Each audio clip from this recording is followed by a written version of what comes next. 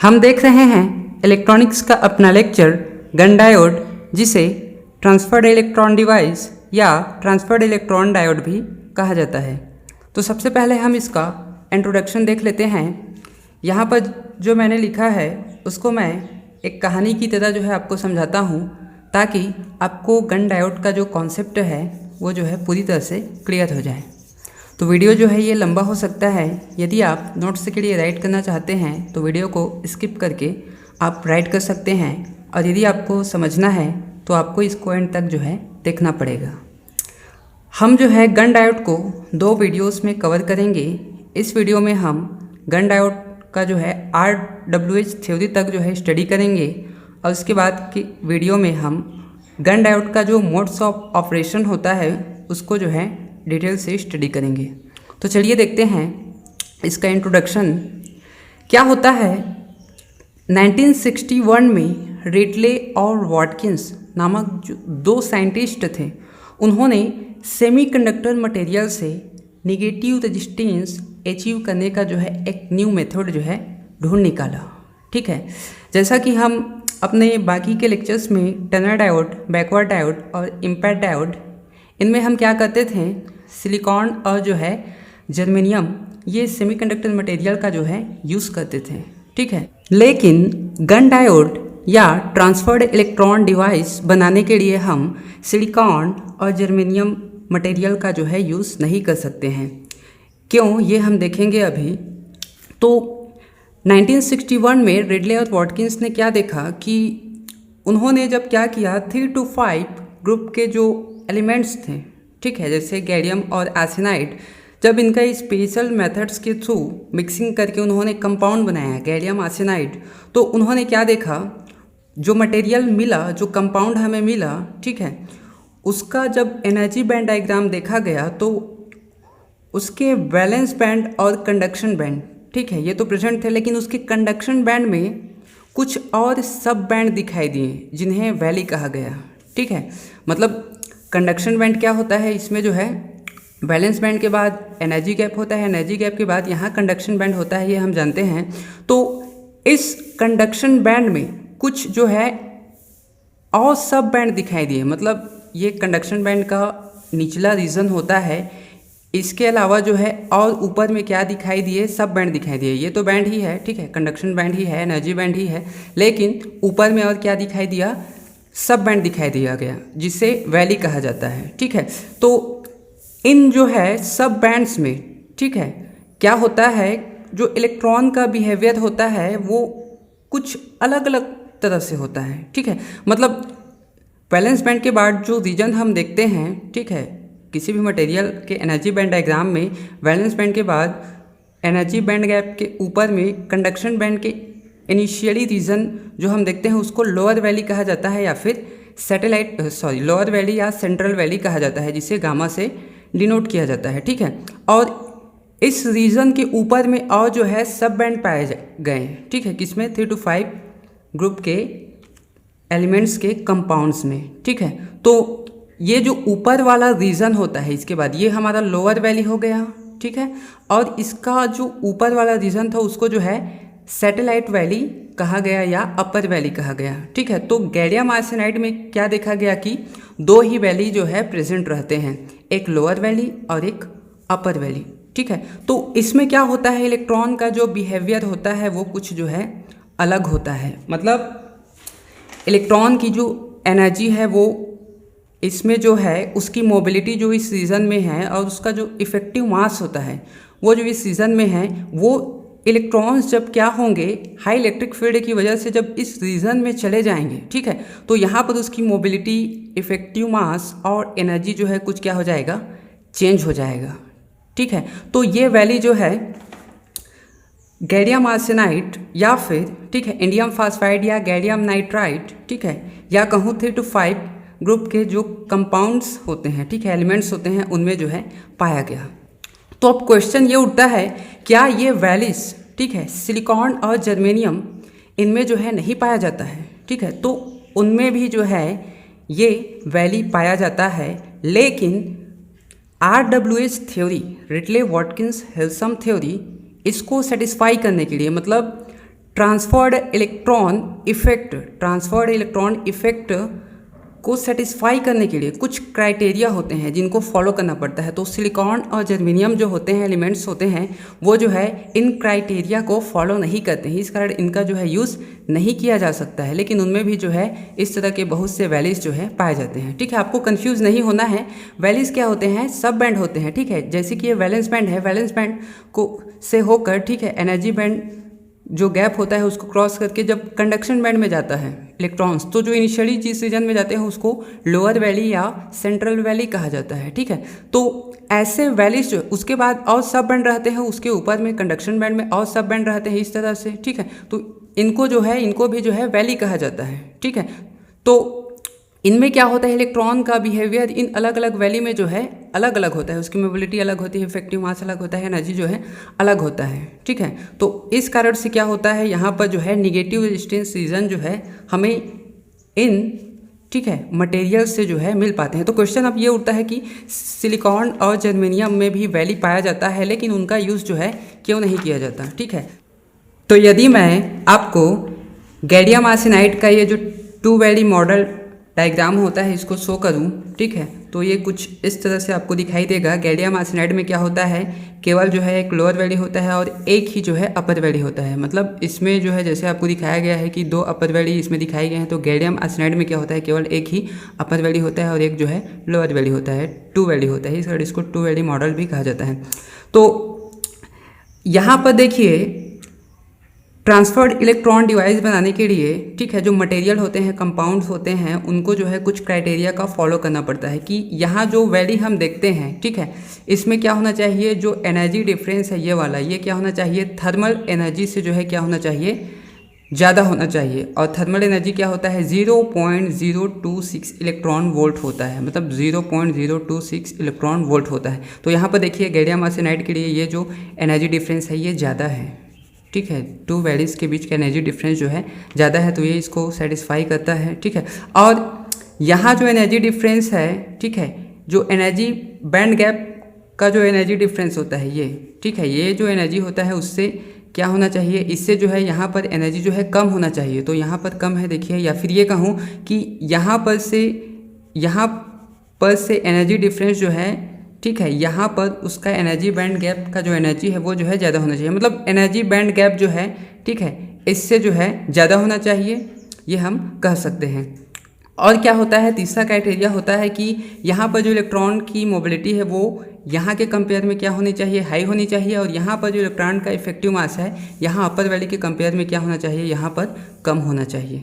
ठीक है, तो गैलियम आर्सेनाइड क्या करता है, इन तीनों क्राइटेरिया को जो है फॉलो करता है। लेकिन जो सिलिकॉन और जर्मेनियम होते हैं वो क्या करते हैं, इन तीनों में से कुछ क्राइटेरिया को जो है सेटिस्फाई नहीं करते हैं। ठीक है, इस कारण जो है उनका यूज़ जो है उनका यूज़ जो है ट्रांसफर इलेक्ट्रॉन डिवाइस बनाने के लिए या गन डायोड बनाने के लिए यूज़ नहीं किया जा सकता। मतलब 3 to 5 ग्रुप्स के जो एलिमेंट्स होते हैं उनका जब कंपाउंड बनाया जाता है, तो जो भी, ठीक है, मटेरियल इन 3 क्राइटेरियाज को फॉलो करेगा उसका हम गन डायोड बना सकते हैं उस मटेरियल को यूज़ करके, और जो सेटिस्फाई नहीं करेगा उसका हम गन डायोड जो है नहीं बना सकते हैं। ठीक है, तो सिलिकॉन और जर्मेनियम जो है ये क्राइटेरिया को जो है सेटिस्फाई नहीं करते, इस कारण हम उसका जो है नहीं बना सकते हैं। इस तरह से आप और बहुत से कंपाउंड्स का स्ट्रक्चर देखोगे एनर्जी बैंड डायग्राम में, तो उनमें और भी जो है वैली आपको दिखने को मिलेगा, हायर एनर्जी लेवल। तो इस वैली में होता क्या है देखिए, ठीक है, तो रेडले और वॉटकिंस ने क्या किया, रेडले और वॉटकिंस ने अपना थ्योरेटिकल जो है प्रेडिक्शन दिया। मतलब उन्होंने कोई एक्सपेरिमेंट जो है नहीं किया था, उन्होंने बस जो है इसको थ्योरेटिकली जो है स्टडी किया था। तो उन्होंने क्या कहा कि जब जो मटेरियल होता है हमारे पास, ठीक है, गैलियम आर्सेनाइड का, यदि मैं ये डायग्राम आपको बताऊं, इसको हम अभी देखेंगे आगे से, यहाँ पर बोल रहा हूँ तो इसके लिए समझा रहा हूँ। ये जो हमारा होता है ये गैलियम आर्सेनाइड जो है कंपाउंड होता है, सेमीकंडक्टर मटेरियल होता है। इसका एनर्जी बैंड डायग्राम ही जो है मैंने यहाँ पर शो किया है। ठीक है, तो जब हम क्या करते हैं, गैलियम आर्सेनाइड को जो है उसका टेम्परेचर जो है इंक्रीज़ करते हैं, मीन्स उसको हम क्या करते हैं, उसको हम, ठीक है, वोल्टेज सप्लाई करते हैं, ठीक है, या फिर उसका टेम्परेचर इंक्रीज़ करते हैं। तो क्या होता है कि वैलेंस बैंड के जो इलेक्ट्रॉन्स होंगे वो ट्रांसफ़र होकर किस में चले जाएंगे, ये लोअर वैली में चले जाएंगे।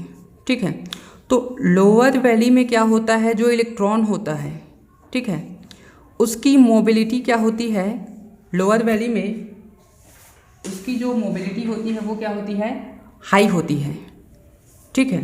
किसमें, लोअर वैली में। यहाँ पर ये देखिए, यदि इसको मैं समझाता हूँ, आपका पूरा जो है ये कॉन्सेप्ट क्लियर हो जाए जैसे, ठीक है। इसको अरेंज करना पड़ेगा, ये वाला देखिए, वैलेंस बैंड से इलेक्ट्रॉन्स जो है यहाँ पर जाता है, तो यहाँ पर जैसे ही वो, मतलब वैलेंस बैंड से जैसे ही कंडक्शन बैंड में जाएगा, ठीक है, तो कंडक्शन बैंड में जैसे ही जाता है तो यहाँ पर जो उसका मास है, तो यहाँ पर उसका मास जो है कुछ अलग हो जाएगा।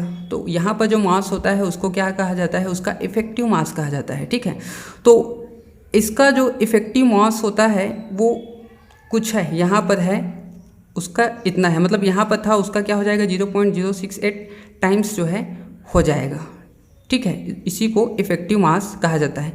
तो लोअर वैली में क्या होता है, उसकी जो मोबिलिटी होती है वो क्या होती है, हाई होती है, ठीक है, और मास जो होता है वो क्या होता है, लो होता है। लेकिन जैसे ही यहाँ पर इलेक्ट्रॉन जो है, जब हम टेम्परेचर को या इंक्रीज़ करते हैं, या फिर ये कहूँ कि जब हम वोल्टेज को और ज़्यादा सप्लाई करते हैं, मतलब वोल्टेज को एक स्पेशल वैल्यू पर लेकर जाते हैं जिसको हम थ्रेशोल्ड वोल्टेज कहते हैं, तो यहाँ पर जो इलेक्ट्रॉन्स होते हैं, प्रेजेंट होते हैं, वो इस अपर वैली में जो है ट्रांसफ़र होने लगते हैं। और जैसे ही ट्रांसफ़र होते हैं तो यहाँ पर जो उसकी मोबिलिटी थी, ठीक है, उसके कंपेयर में यहाँ पर क्या हो जाएगा, उसकी मोबिलिटी जो है कम हो जाती है। मतलब यहाँ जितना वो मूव कर सकता था, मूव करता था, उसके कंपेयर में यहाँ पर क्या करेगा, कम मूव करेगा, ठीक है। क्यों, क्योंकि यहाँ पर जो उसका मास था, इफेक्टिव मास, ठीक है, यहाँ पर जाते हुए उसका इफेक्टिव मास जो है बढ़ जाता है। क्या हो जाता है, यहाँ पर था उससे जो है 1.2 टाइम्स जो है ज़्यादा हो जाता है, ठीक है। तो इफेक्टिव मास यहाँ पर क्या हो जाता है, ज़्यादा हो जाता है। तो ज़्यादा हो जाता है तो उसकी मोबिलिटी जो है कम हो जाती है। अब यहाँ पर एनर्जी क्या होता है, जितना होता है उससे ज़्यादा यहाँ पर एनर्जी क्या हो जाता है, उससे ज़्यादा हो जाता है,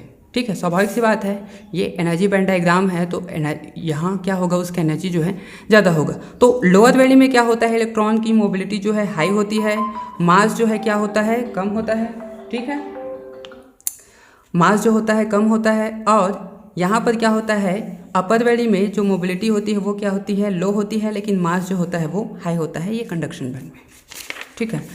तो ये जो है रिडले और वॉटकिंस ने 1961 में थ्योरेटिकली जो है, ठीक है, अपना प्रेडिक्शन दिया था।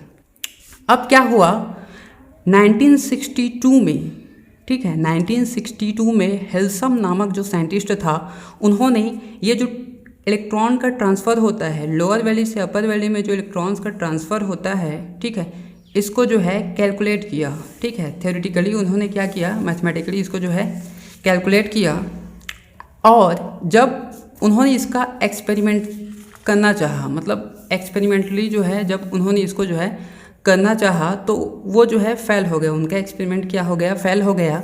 क्यों, क्योंकि उस टाइम क्या होता था, जो गैलियम आर्सेनाइड था उनके पास, वो जो है अच्छे क्वालिटी का नहीं था, मतलब हाई सफिशिएंट क्वालिटी का जो है गैलियम आर्सेनाइड उस समय जो है नहीं मिल पा रहा था, ठीक है। तो उसके बाद क्या हुआ कि सर जे.बी. गन ने, ठीक है, कब 1963 में, जब वो क्या कर रहे थे, जो सेमीकंडक्टर मटेरियल था, जैसे गैलियम आर्सेनाइड और इंडियम फास्फाइड, ये जो दो सेमीकंडक्टर मटेरियल में वो क्या कर रहे थे, उनकी नॉइज़ प्रॉपर्टीज़ का जो है स्टडी कर रहे थे, ठीक है। तब यही इफेक्ट जो है उन्होंने क्या किया, उसमें जो है देखा, ठीक है। मतलब उन्होंने क्या देखा, इसको गन इफेक्ट कहा जाता है। उन्होंने देखा कि जब उन्होंने गैलियम आर्सेनाइड और इंडियम फास्फाइड जो है, ठीक है, इसको जो है एक थ्रेशोल्ड वोल्टेज तक जो है वोल्टेज सप्लाई किया या टेम्परेचर को इंक्रीज़ किया, तो उन्होंने देखा कि जो करेंट में ऑसिलेशन होता है, ठीक है, वो क्या होता था, फ्लक्चुएटिंग फंक्शन ऑफ टाइम था। मतलब वो जो है ऑसिलेशन जो है फ्लक्चुएट करता था, मतलब करेंट का जो है ऑसिलेशन जो है उनमें टाइम के रिस्पेक्ट में जो है अलग अलग मिल रहा था। इसको गन इफेक्ट कहा गया। अब देखिए यहाँ पर आपको फिर से कन्फ्यूजन हुआ होगा कि गन ने जो बताया वो करंट ऑसिलेशन के लिए बताया था, लेकिन रिडले, वॉटकिंस और हेल्सम, ये जो साइंटिस्ट थे, इन्होंने भी सेम कॉन्सेप्ट ही बताया था, लेकिन इनका कॉन्सेप्ट जो है निगेटिव रेजिस्टेंस रीजन जो है अचीव करने के लिए यूज़ हुआ, ठीक है। तो अभी हम रिडले वॉटकिंस और हेल्सम के शब्दों में गन इफेक्ट क्या होता है उसको देखेंगे, और गन ने अपना जो गन इफेक्ट था वो कैसे दिया था उसको हम देखेंगे। ठीक है, तो ये इंट्रोडक्शन इस तरह से था। गन ने क्या किया, 1963 में जो है एक्सपेरिमेंटली जो है इसको प्रूफ किया था। ठीक है, तो अभी मैंने आपको गन इफेक्ट को जो है नहीं बताया है, वो हम आगे देखेंगे, इधर टॉपिक है। ठीक है, इस साइड। तो सबसे पहले हम इसका डेफिनेशन देख लेते हैं कि गन इफेक्ट जो है, गन डायोड जो है वो है क्या। यहाँ पर डेफिनेशन देखिए, a Gunn diode which is based on the Gunn effect and also known as transferred electron device as a two terminal semiconductor device formed by only n-type material unlike other diodes which consist of a p-n junction। ठीक है, तो Gunn diode क्या होता है, एक to terminal device होता है। ठीक है, जो केवल एन टाइप मटेरियल से ही जो है बनाया गया होता है। ठीक है, यदि गैलियम आर्सेनाइड हम लें तो इसमें देखने को मिलेगा आपको जो है केवल एन टाइप मटेरियल जो है देखने को मिलेगा। इसमें क्या होता है, जंक्शन जो है आपको देखने को नहीं मिलेगा, पी-एन जंक्शन। ठीक है, तो ये जो होता है हमारा गन डायोड होता है, जिसमें आपको पी-एन जंक्शन देखने को नहीं मिलेगा, क्योंकि ये क्या होता है, केवल एन टाइप मटेरियल से ही जो है बनाया गया होता है। अब ये हैली डॉपिंग, ठीक है, और ये नॉर्मली डॉपिंग क्यों कहा गया, क्यों बनाया गया है, इसको हम जब गन इफेक्ट का जो है डेफिनेशन देखेंगे तो आपको पूरा कॉन्सेप्ट जो है क्लियर हो जाएगा। ठीक है, आपको इस लेक्चर में बहुत कुछ सीखने को मिलेगा। तो यदि हम इसका सिंबल देखें तो आप ये लिख सकते हो।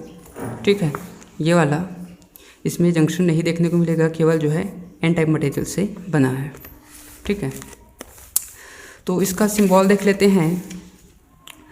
Gun diodes can be made from the materials which consist of energy values. ठीक है, एनर्जी वैल्यूज अभी हमने देखा, जिसको सब बैंड्स कहते हैं, in their conduction band like gallium arsenide, indium phosphide and gallium nitride etcetera. ठीक है, और बहुत सारे होते हैं। तो अब फोर्थ जो टर्म है ये हमारा गन इफेक्ट है। ठीक है, गन इफेक्ट का जो डेफिनेशन है हम दो तरह से देखेंगे। ठीक है, तो दो तरह से इसको हम देखेंगे। एक जो है रिडले वॉटकिंस हेल्सम ने जो अपना दिया था, हालांकि उन्होंने अपना जो है थ्योरेटिकल प्रेडिक्शन दिया था, लेकिन उसी प्रॉपर्टीज़ का यूज़ जो है गन इफेक्ट के लिए किया गया। ठीक है, तो गन इफेक्ट का ये जो डेफिनेशन आप देख रहे हैं ये रिडले वॉटकिंस और हेल्सम के शब्दों में है। ठीक है, इन some materials 3 to 5 compounds such as gallium arsenide and indium phosphide etc. After an electric field and the material reaches a threshold level, the mobility of electrons decreases as the electric field is increased, thereby producing negative resistance. A two-terminal device made from such material can produce microwave oscillations. This phenomena is termed as gun effect and is utilized by gun diodes। ठीक है, तो यहाँ पर देखिए, हमने जैसा कि यहाँ पर देखा था कि हम क्या करते हैं, ये जो गैलियम आर्सेनाइड है इसमें हम क्या करते हैं, जब इलेक्ट्रिक जो फील्ड है हमारा, ठीक है, या फिर वोल्टेज जो है, इसको हम क्या करते हैं थ्रेशोल्ड लेवल तक जो है लेकर जाते हैं। मतलब एक, ठीक है, सर्टेन वैल्यू होता है वोल्टेज का। ठीक है, जहाँ पर क्या होता है कि यहाँ जो लोअर वैल्यू में जो इलेक्ट्रॉन प्रेजेंट होते हैं वो क्या करने लगते हैं, अपर वैल्यू में जो है क्या करने लगते हैं, ट्रांसफ़र होने लगते हैं। ठीक है, तो ये जो इफेक्ट होता है, ठीक है, इसको जो है गन इफेक्ट कहा जाता है, क्योंकि जैसे ही ये ट्रांसफ़र होने लगते हैं इसमें, तो उस कंडीशन में हमें निगेटिव रेजिस्टेंस रीजन जो है मिलता है। ये हम इसके वी आई कैरेक्टरिस्टिक में देखेंगे। ठीक है, और निगेटिव रेजिस्टेंस रीजन में जैसे ये हमें मिलता है तो उस रीजन में हम क्या कर सकते हैं, ठीक है, माइक्रोवेव ऑसिलेशन जो है सिग्नल का प्रोड्यूस कर सकते हैं। तो ये जो इफेक्ट है, ठीक है, इसको गन इफेक्ट कहा जाता है, और ये जो है गन डायोड से हम क्या करते हैं, अचीव करते हैं। तो ये जो है रिडले वॉटकिंस हेल्सम के शब्दों में है, इसी फिनोमिना की वजह से ही, ठीक है, मतलब इसको सबसे पहले रिडले वॉटकिंस और हेल्सम ने जो है एब्जॉर्ब किया था, और इसी फिनोमिना के द्वारा जो है नेगेटिव रेजिस्टेंस रीजन जो है गैलियम आर्सेनाइड से जो है मिला। अब इस प्रॉपर्टी का यूज़ जो है गन ने किया। ठीक है, हालांकि गन ने जो है इनके स्टडी पर जो है, मतलब इनके स्टडी को अपने स्टडी से जो है कनेक्ट नहीं किया था, लेकिन ये प्रॉपर्टी जो है सबसे पहले इन्होंने बताया था, RWH, ठीक है, रिडले वॉटकिंस हेल्सम ने।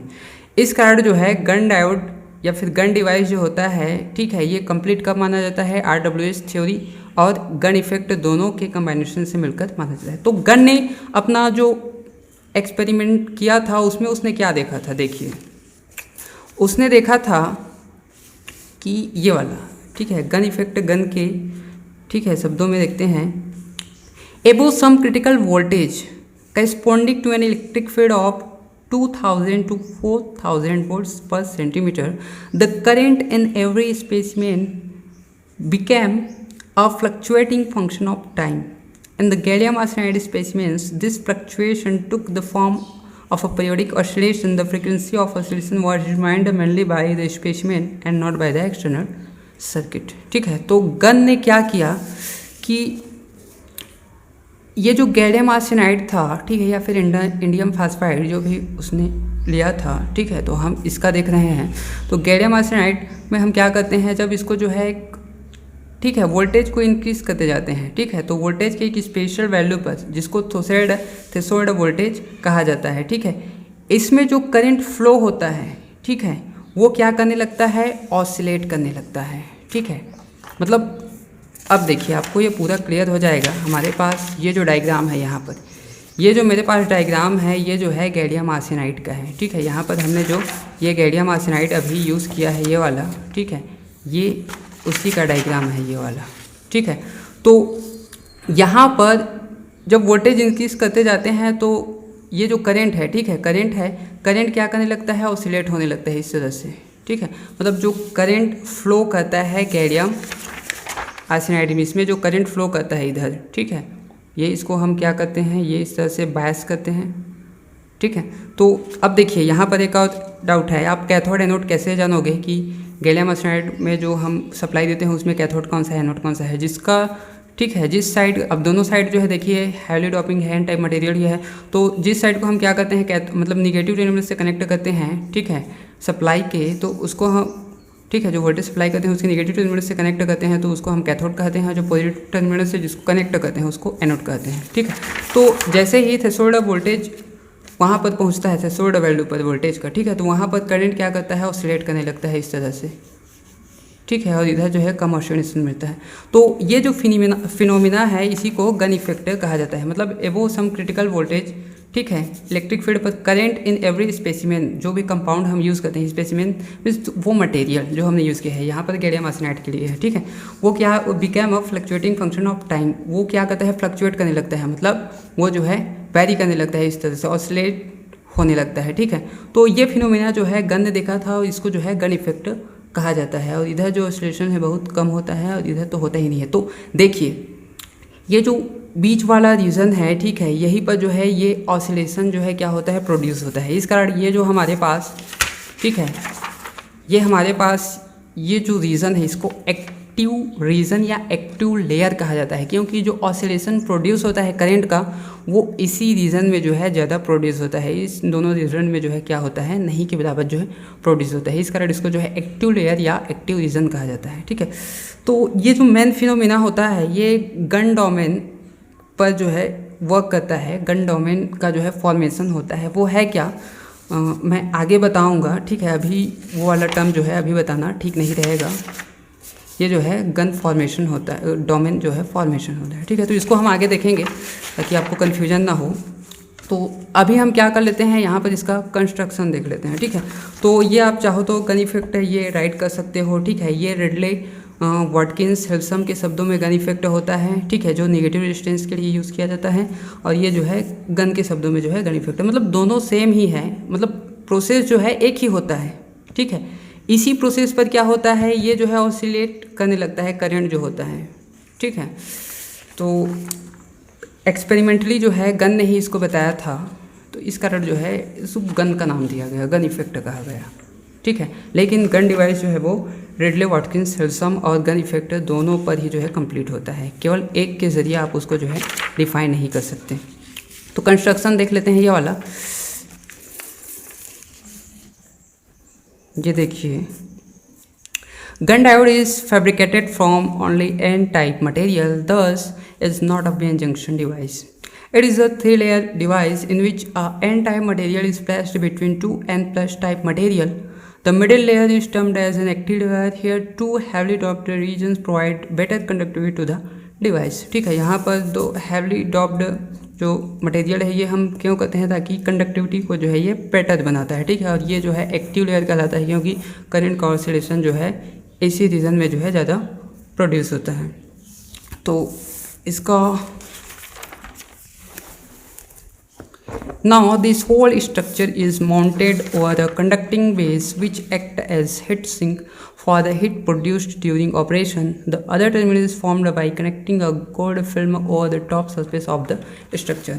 अब देखिए ये वाला, ठीक है, कंस्ट्रक्शन में हमने बना दिया है कि ये जो गैलियम आर्सेनाइड होता है वो यहाँ पर रखा जाता है और इसको जो है गोल्ड वायर के ज़रिए जो है ये कनेक्ट कर देते हैं हम टॉप से। ठीक है, जो क्या होता है गोल्ड का ही बना होता है और ये सिरेमिक कवर होता है। ठीक है, चीनी मिट्टी टाइप के जो है मटेरियल का बना होता है और ये जो है ये भी क्या होता है गोल्ड का बना होता है। और ये पूरे डिवाइस को हम क्या कर देते हैं एक हेड सिंक पर जो है माउंट कर देते हैं। ठीक है, हेड सिंक के ऊपर इसको रखते हैं क्योंकि ऑपरेशन के दौरान क्या होता है जो हीट प्रोड्यूस होता है, ठीक है, उसको कूल करने के लिए जो है हेड सिंक की जो है ज़रूरत पड़ती है।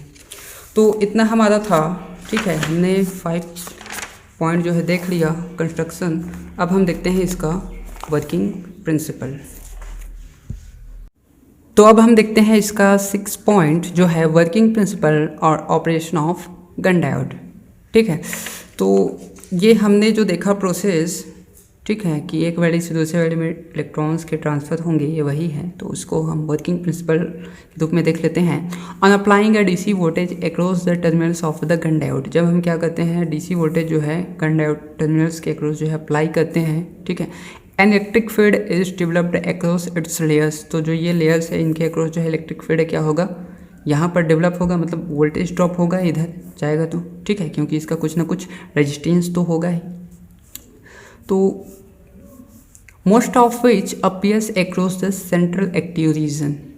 ठीक है, अब यहाँ पर जो वोल्टेज ड्रॉप होगा या फिर इलेक्ट्रिक फील्ड जो होगा वो जो है ये सेंट्रल रीजन में जो है ज़्यादा होता है, मतलब वोल्टेज ड्रॉप जो है यहाँ पर ज़्यादा होता है क्योंकि ये जो है हैवली ड्रॉपिंग है। देखिए यहाँ पर तो स्वाभाविक है कि यहाँ पर क्या होगा जो नंबर ऑफ इलेक्ट्रॉन्स होंगे, ठीक है, इसके कंपेयर में कुछ यहाँ पर ज़्यादा होंगे, तो वोल्टेज ड्रॉप जो है यहाँ इस रीजन में जो है ज़्यादा होता है।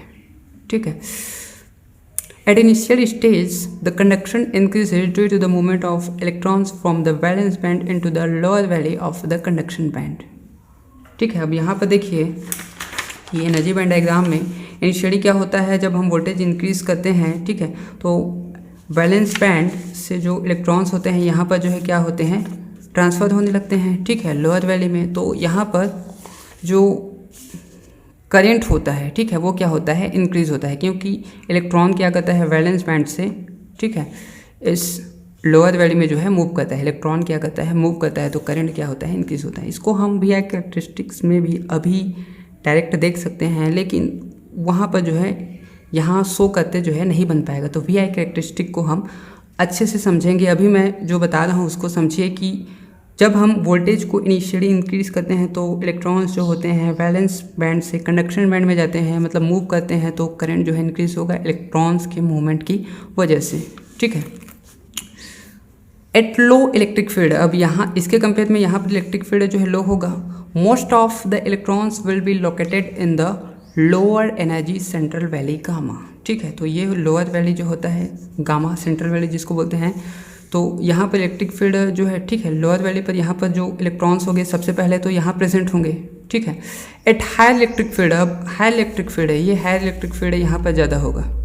ठीक है, एट हायर इलेक्ट्रिक फील्ड मतलब इलेक्ट्रिक फील्ड को और ज़्यादा इंक्रीज़ करेंगे, ठीक है, थ्रेशोल्ड लेवल पर लेकर जाएंगे तो यहाँ से इलेक्ट्रॉन यहाँ पर आने लगेगा, तो इलेक्ट्रिक फील्ड इंक्रीज़ करेंगे तभी तो होगा, मतलब वोल्टेज इंक्रीज़ करेंगे। ठीक है, at higher electric field means higher voltage. ठीक है, most of the electrons will be transferred into the higher energy satellite L and X values. ठीक है, तो ये गैलियम आर्सेनाइड के लिए है तो केवल L वैल्यू होगा ये वाला। ठीक है, X वैल्यूज जो है इसमें नहीं पाया जाता, केवल इसमें 2 वैल्यू होता है, एक सेंट्रल वैल्यू एक लोअर वैल्यू। ठीक है, where the effective electrons mass is larger and hence electron mobility is lower than that in the lower energy gamma value. ठीक है, तो यहाँ पर क्या होता है जो इफेक्टिव मास होता है वो क्या होता है हायर होता है यहाँ के कंपेयर में, और मोबिलिटी जो होता है वो क्या होता है लोअर होता है। तो कम मोबिलिटी होता है मतलब कम मूवमेंट होगा, तो ठीक है। कम मूवमेंट क्यों होता है? क्योंकि इफेक्टिव मास ज़्यादा होता है, तो कम मूवमेंट होता है, तो यहाँ पर क्या होता है, जो इलेक्ट्रॉन की कम मूवमेंट की वजह से फिर से क्या होगा,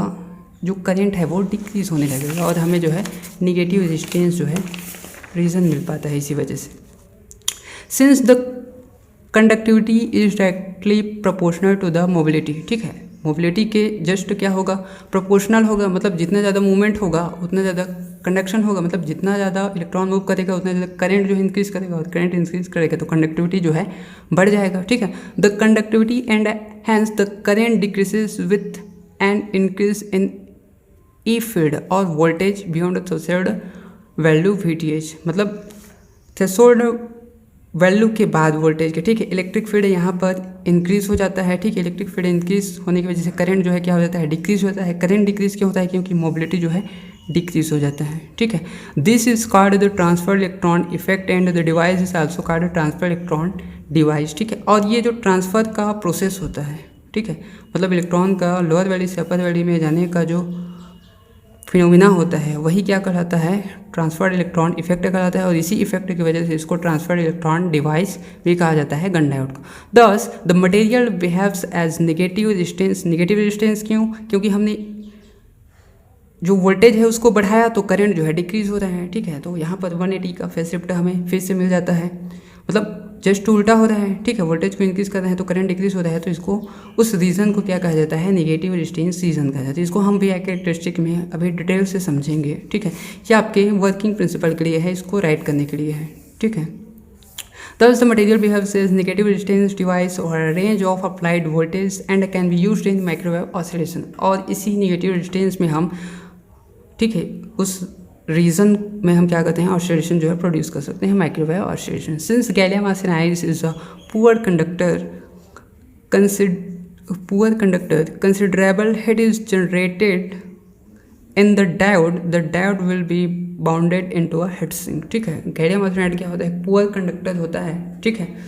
तो इस वजह से क्या होता है, हीट जनरेट होता है, और हीट, ठीक है, और डिवाइस को जो है कूल करने के लिए हम क्या करते हैं, हीट सिंक का जो है यूज़ करते हैं उसमें। तो ये हमारा था वर्किंग प्रिंसिपल। अब हम देख लेते हैं इसका, ठीक है, हम क्या देखेंगे, इसका VI कैरेक्टरिस्टिक देखेंगे। अब हम देखेंगे पॉइंट 7 जो है VI characteristics of Gunn diode, ठीक है। तो ये आप इसको राइट कर सकते हो। इधर हमने क्या दिया है, इसका जो है मैथमेटिकल एक्सप्रेशन जो है डिराइव किया है, इसको हम आगे समझेंगे। तो देखिए, यदि मैं इसका डायग्राम जो है आपको शो करूं तो VI कैरेक्टरिस्टिक्स मीन्स वोल्टेज और करंट कैरेक्टरिस्टिक्स होता है, ठीक है। तो यहाँ पर हमने जो है करंट को करंट डेंसिटी के फॉर्म में लिया है, ठीक है, करंट पर यूनिट एरिया, और जो वोल्टेज है उसको हमने यहाँ पर इलेक्ट्रिक फील्ड से जो है क्या किया है, शो किया है, ठीक है। तो यहाँ पर हमने दो डायग्राम जो है यूज़ किया है, एक जो है ड्रिफ्ट वेलोसिटी के टर्म में इलेक्ट्रिक फील्ड और ड्रिफ्ट वेलोसिटी, और एक जो है करंट डेंसिटी और इलेक्ट्रिक फील्ड के टर्म में, ठीक है। तो चलिए देखते हैं। The importance of the Gunn diode lies in its NDR characteristics. हम जानते हैं कि कोई भी डायोड हो, ठीक है, जो डायोड हमने अभी तक स्टडी किया है या फिर गन डायोड की बात करें कि उसका जो कैरेक्टरिस्टिक है वो नेगेटिव रेजिस्टेंस रीजन में ही जो है हमें चाहिए होता है, ठीक है, ताकि सिग्नल का हम फेथफुल एम्पलीफिकेशन या फेथफुल ऑसिलेशन जो है उसमें अचीव कर सकें। Initially when we applied the small electric field till EL, जब हम क्या करते हैं, ठीक है, हमारे पास जो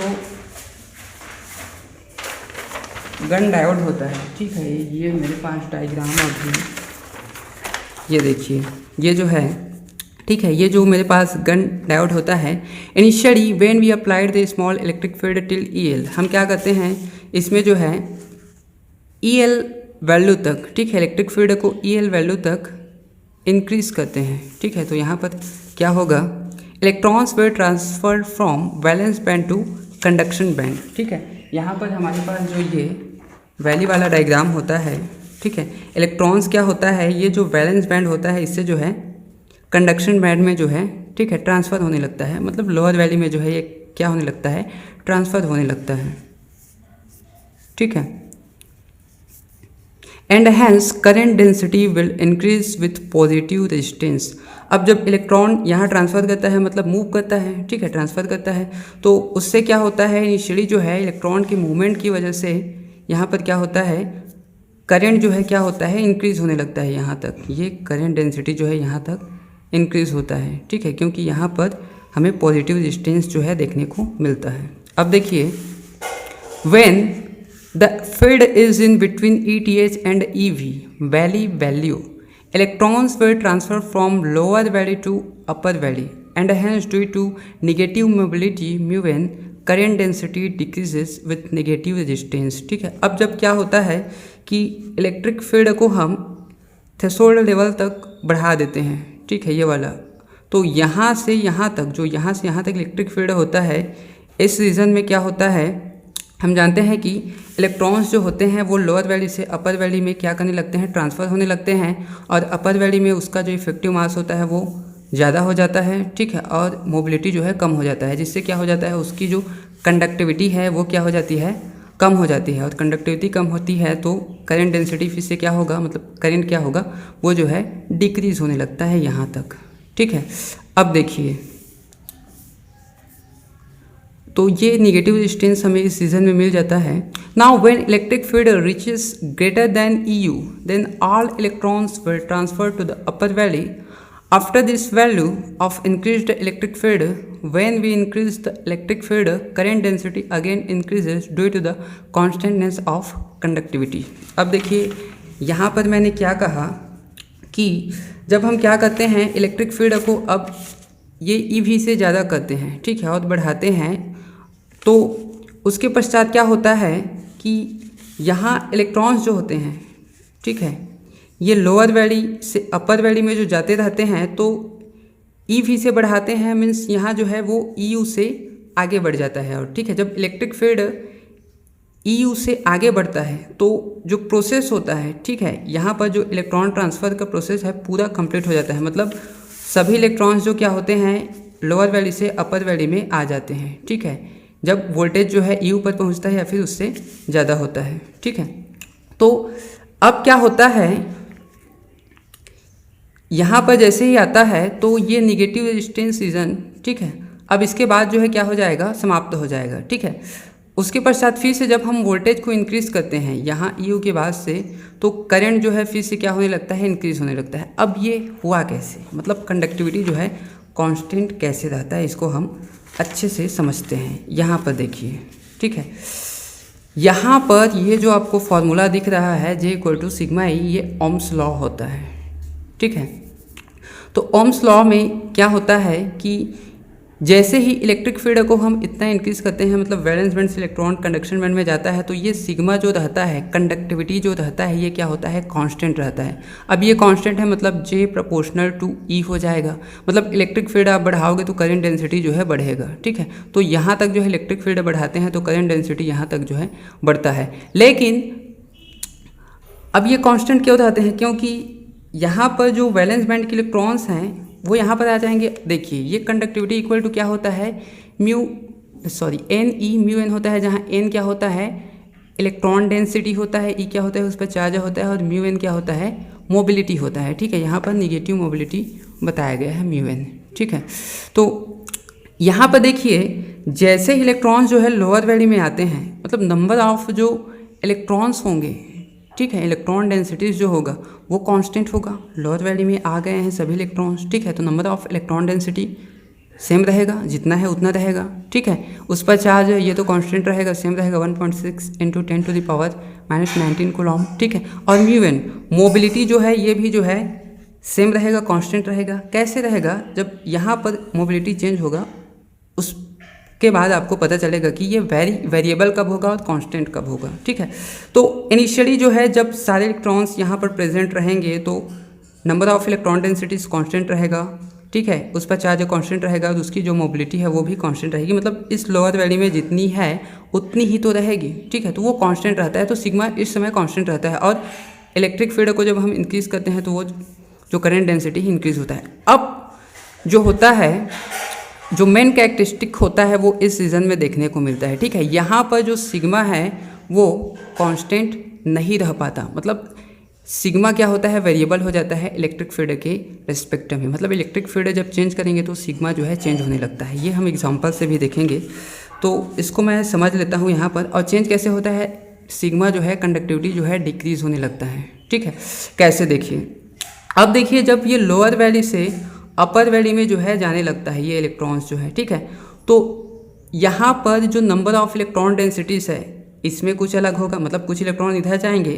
तो यहाँ पर इलेक्ट्रॉन नंबर ऑफ इलेक्ट्रॉन में जो है चेंजेस आ जाएगा। ठीक है, अपर वैली में कुछ अलग होगा, लोअर वैली में कुछ अलग होगा। ठीक है, चार्ज जो है ये तो कांस्टेंट रहेगा म्यू एन, ये भी जो है क्या हो जाएगा, वेरिएबल हो जाएगा इलेक्ट्रिक फील्ड के रिस्पेक्ट में। कैसे, क्योंकि यहाँ पर मोबिलिटी जो है अलग है इलेक्ट्रॉन की, यहाँ पर मोबिलिटी जो है अलग है, तो वेरिएबल हो गया मोबिलिटी। ठीक है, यहाँ पर जो नंबर ऑफ इलेक्ट्रॉन डेंसिटीज़ अलग है, ठीक है, यहाँ पर उसकी इलेक्ट्रॉन डेंसिटीज़ अलग होगी, क्यों, और यहाँ पर जो उसका इफेक्टिव मास होता है वो भी अलग है, यहाँ पर जो है उसका इफेक्टिव मास होता है वो भी अलग है। तो ये अलग अलग होने की वजह से इलेक्ट्रॉन का बिहेवियर इस वैली से इस वैली में, इस कारण जो कंडक्टिविटी होता है वो क्या हो जाता है, वेरिएबल हो जाता है। और कंडक्टिविटी वेरिएबल किस तरह से होता है, वो जो है डिक्रीज होता जाता है, और कंडक्टिविटी डिक्रीज होगा तो स्वाभाविक सी बात है करंट डेंसिटी यहाँ पर भी क्या होगा, डिक्रीज होने लगेगा। ठीक है, लेकिन अब जैसे सभी इलेक्ट्रॉन्स जो है यहाँ पर आ जाएंगे अपर वैली में, ठीक है, ये तीसरा केस, ठीक है, फिर से जो है सिग्मा जो है कांस्टेंट हो जाता है। कांस्टेंट क्यों,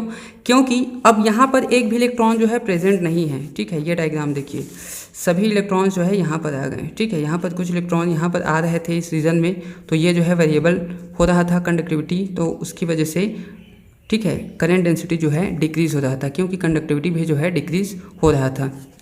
लेकिन ये तीसरा केस में क्या होता है, फिर से जो है जब सभी इलेक्ट्रॉन यहाँ पर चले जाएंगे तो फिर से देखिए उसकी जो नंबर ऑफ इलेक्ट्रॉन डेंसिटीज़ वो कांस्टेंट हो जाएगा, क्योंकि यहाँ पर तो उतना ही रहेगा। ठीक है, अपर वैली में नंबर ऑफ इलेक्ट्रॉन डेंसिटीज फिर भी उतना ही रहेगा। ठीक है, उस कंडीशन में क्योंकि सभी इलेक्ट्रॉन्स अब यहाँ पर आ गए हैं। ठीक है, उस पर चार्ज सेम रहेगा, उसकी मोबिलिटी यहाँ पर सेम रहेगी। ठीक है, हमने देखा है यहाँ पर मोबिलिटी सेम रहेगा, यहाँ पर मोबिलिटी जो है सेम रहेगा। तो जब प्रोसेस चलता रहता है तो इलेक्ट्रॉन्स की मोबिलिटी जो है अलग अलग रहती है उस टाइम, यहाँ पर जो होगी उसकी मोबिलिटी अलग होगी, यहाँ पर जो होंगे उसकी मोबिलिटी अलग होगी। ठीक है, तो यहाँ पर फिर से क्या हो जाता है, सिग्मा कॉन्स्टेंट हो जाता है। सिग्मा कॉन्स्टेंट हुआ मतलब J proportional to E, means E को अब बढ़ाएंगे हम यहाँ पर इलेक्ट्रिक फील्ड को, तो वो क्या हो जाएगा, करंट डेंसिटी फिर से जो है इंक्रीज होने लगता है। ठीक है, तो इसको हम एग्जांपल से अच्छे से एक बार और समझ लेते हैं। यदि आप नोट्स के लिए राइट करना चाहते हो तो आपको बहुत से डायग्राम्स देखने को मिल रहे हैं, तो सभी डायग्राम्स आपको जो है बनाने की ज़रूरत नहीं है। ठीक है, जो आपको लगे कि बनाना चाहिए डायग्राम्स उसका ही यूज़ करें। ये मैं आपको समझाने के लिए जो है बहुत से डायग्राम्स का यूज़ करता हूँ। तो एक यदि हम एग्जांपल लें, देखिए कंडक्टिविटी कैसे डिक्रीज़ होता है, कैसे वेरिएबल होता है, डी सिग्मा अपॉन डी ई जो है इसी रीज़न में क्यों मिलता है, इसको हम देखते हैं। एग्जाम्पल के लिए यदि मैं लेता हूँ कि मेरे पास क्या है, जो नंबर ऑफ इलेक्ट्रॉन डेंसिटीज़ है वो क्या है, 1000 है। ठीक है, मान लेता हूँ जो नंबर ऑफ इलेक्ट्रॉन्स है वो क्या है, 1000 है। ठीक है, तो ये फॉर्मूला क्या होता है, यहाँ से आप देख सकते हो sigma equal to N E mu N इस तरह से दिया है। ठीक है, तो ई तो कांस्टेंट है दोनों के लिए, तो ई कांस्टेंट है, और म्यू एल एन एल क्या है, म्यू एल जो है, म्यू एल यहाँ पर ये लोअर वैली में मोबिलिटी है, और ये जो म्यू यू है ये अपर वैल्यू में मोबिलिटी है। ठीक है, ये म्यू अपर वैल्यू में मोबिलिटी है, एन यू क्या है, अपर वैल्यू में जो है नंबर ऑफ इलेक्ट्रॉन्स हैं। ठीक है, एन एल क्या है, लोअर वैल्यू में नंबर ऑफ इलेक्ट्रॉन्स हैं। तो सिग्मा इक्वल टू मैं इतना लिख सकता हूँ अपर वैल्यू और लोअर वैल्यू दोनों केस के लिए। ठीक है, तो अभी मैं क्या अज्यूम करता हूँ, म्यू एल जो है मतलब लोअर वैल्यू में, यहाँ पर लोअर वैल्यू में जो मोबिलिटी है वो क्या है, 100 मान लेता हूँ, और म्यू जो है मतलब अपर वैल्यू में मोबिलिटी जो है क्या होना चाहिए, कम होना चाहिए, यहाँ पर जितना है उससे यहाँ पर कम होना चाहिए।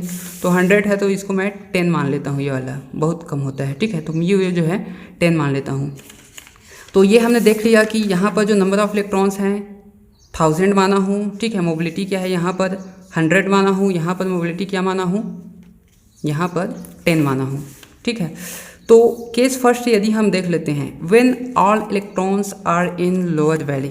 ठीक है, जब सभी इलेक्ट्रॉन्स जो है ये लोअर वैली में है, इस केस को देखिए, सभी इलेक्ट्रॉन्स क्या है जब लोअर वैली में हैं।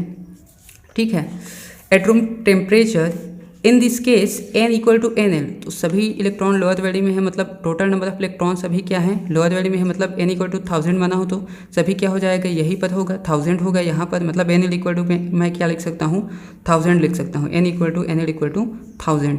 एन यू अभी तो एक भी इलेक्ट्रॉन यहाँ पर गया नहीं है, तो N U number of electrons in upper value में क्या होगा 0 होगा। ठीक है, तो एन यू इक्वल टू 0 है। तो सिग्मा 1 फर्स्ट केस के लिए हम क्या करते हैं, ठीक है, लोअर वैल्यू में है तब के लिए है। तो अब देखिए मैं क्या करता हूँ, जब हम वोल्टेज को इंक्रीज करेंगे यहाँ पर, ठीक है, तो कंडक्टिविटी क्या होगा यहाँ पर, ठीक है, यहाँ पर तो सेम रहेगा ये वाला, क्योंकि यहाँ से यहाँ जो इलेक्ट्रॉन्स का ट्रांसफ़र होता है वो जो है ETH के बाद होता है, मतलब थ्रेशोल्ड वैल्यू के बाद होता है, उससे पहले जो है ये ट्रांसफ़र जो है नहीं करता है। उससे पहले तो ये क्या करता है, वैलेंस बैंड से कंडक्शन बैंड में आता है, ठीक है।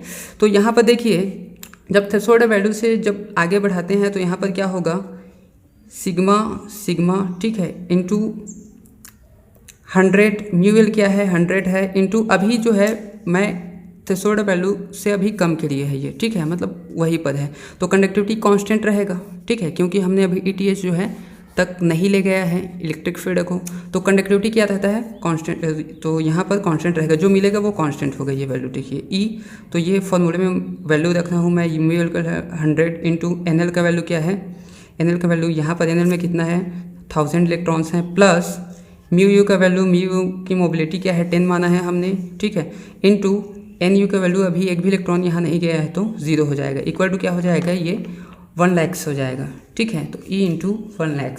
तो यहाँ पर जो है अभी ये ट्रांसफ़र प्रोसेस शुरू नहीं हुआ है, तो ये कांस्टेंट है सिग्मा, मतलब जितना है कांस्टेंट है, मतलब ये फिर से N कांस्टेंट है, ये कांस्टेंट है, म्यू N कांस्टेंट है, ठीक है, तो अभी ये कांस्टेंट है। दूसरा केस क्या है देखिए, तो कांस्टेंट है मतलब ये कांस्टेंट है सिग्मा, तो J प्रोपोर्शनल टू E होगा, तो इलेक्ट्रिक फील्ड को जैसे EL तक बढ़ाऊंगा तो ये यहाँ तक बढ़ेगा, ठीक है। केस 2 क्या है देखिए, when some electrons transfer from lower value to upper value at rise to temperature और राइज टू सप्लाई, जब हम क्या करते हैं टेम्परेचर इंक्रीज करते हैं या फिर वोल्टेज सप्लाई बढ़ाते हैं, ठीक है, ETH से अब ज़्यादा बढ़ेगा वोल्टेज, तो क्या हो जाएगा, कुछ इलेक्ट्रॉन्स जो है यहाँ से यहाँ जो है ट्रांसफ़र होने लगेंगे, ठीक है। तो ट्रांसफ़र होगा तो मान लेता हूँ क्या है कि 300 इलेक्ट्रॉन्स जो है, जैसे यहाँ 1000 था तो 300 इलेक्ट्रॉन्स यहाँ चला गया, तो NL का वैल्यू 700 हो जाएगा, ठीक है, 300 वहाँ चला गया, NU का वैल्यू 300 हो जाएगा, ठीक है, तो ये 300 लिख दिया, तो कंडक्टिविटी क्या हो जाएगा, sigma 2 equal to E into यहाँ पर फिर से म्यूएल का वैल्यू 100 है तो 100 इंटू NL का वैल्यू क्या हो गया 700 हो गया, 700 प्लस म्यू का वैल्यू क्या है 10 है, इंटू NU का वैल्यू क्या हो गया 300, क्योंकि 300 जो है इसमें आ गया है अभी, ठीक है, तो क्या हो जाएगा इक्वल टू 73,000 हो जाएगा, ठीक है। अब देखिए पहले जो है 1 लाख था, अब 73,000 हो गया, तो कंडक्टिविटी क्या हो गया, डिक्रीज हो गया, कंडक्टिविटी डिक्रीज हुआ मतलब यहाँ पर क्या होगा, जो करंट डेंसिटी है वो, ठीक है, डिक्रीज होगा कुछ ये वाला, ठीक है, तो ये हुआ डिक्रीज। अब देखते हैं और केस देखते हैं, केस 3 क्या हो जाएगा, इफ़ NL इक्वल टू 500, ठीक है, मतलब अब 200 इलेक्ट्रॉन्स यहाँ और चले जाएंगे, पहले 700 था 200 और चला जाएगा तो इसमें 500 और इसमें 500 हो जाएगा, इसमें 300 था 200 और आएगा तो ये भी 500 हो जाएगा,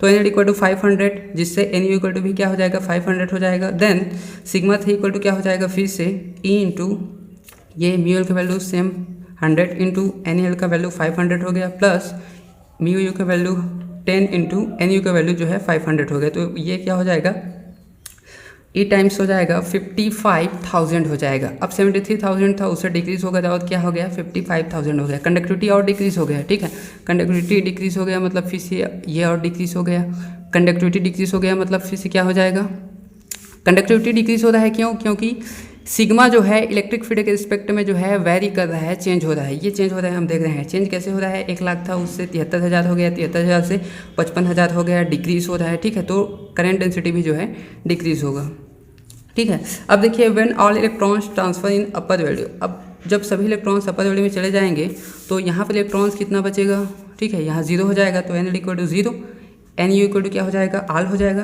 कितने इलेक्ट्रॉन से 1000 इलेक्ट्रॉन से, तो NL इक्वल टू 1000 हो गया, तो सिग्मा 4 इक्वल टू क्या हो जाएगा E इंटू फिर से 100 इंटू ये 0 प्लस 10 इंटू 1000 हो जाएगा, और ये क्या हो जाएगा 10,000 हो जाएगा, ठीक है।